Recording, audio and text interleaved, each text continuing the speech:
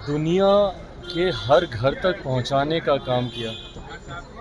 ऐसे में इस साल जिस दिन छठ की शुरुआत हुई, नहाए खाए के दिन जिस तरीके से उनका निधन हुआ, यकीनन ये एक ऐसी क्षति है जो कि कभी कोई दूसरा व्यक्ति इसको पूरा नहीं कर सकता।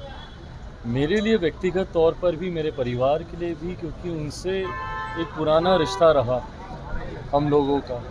बल्कि 2 दिन पहले वो अस्पताल में थी, मैं उनसे मिलने गया, उनसे बातचीत हुई है मेरी, और उसके ठीक 1 दिन के बाद इस तरीके से वो हम लोग के बीच नहीं रहेंगी, ये कल्पना भी करना मुश्किल था। पर बहरहाल जहाँ कहीं भी हों, भगवान उनकी आत्मा को शांति दे।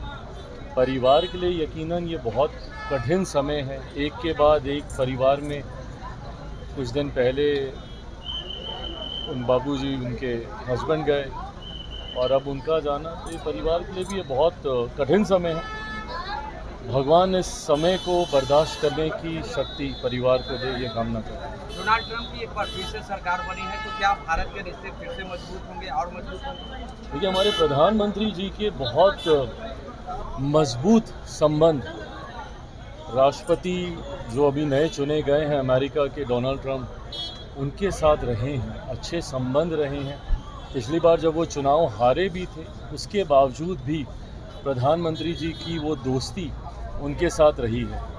ऐसे में जब वो इस बार जीते हैं, तो मैं मानता हूँ कि और मजबूत रिश्ते भारत और अमेरिका के बीच आने वाले दिनों में देखने को मिलेंगे। 2 राज्यों में चुनाव है, बिहार में भी बाईपोल है, जैसे झारखंड में भी है चुनाव।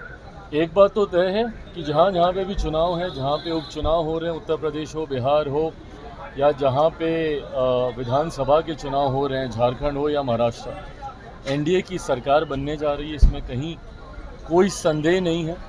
बिहार के उपचुनाव में आने वाले 8 और 9 तारीख को मैं भी बाकी जगह के प्रचार के लिए मैं भी जाऊंगा। झारखंड में हम लोग एक सीट पर चुनाव लड़ रहे हैं, चतरा की। 10 और 11 को झारखंड में अलग अलग सीटों पर, जहाँ पे भारतीय जनता पार्टी की भी है, और चतरा अपनी सीट जहाँ पे हम लोग चुनाव लड़ रहे हैं, वहाँ पर भी मैं प्रचार करने में जाऊँगा।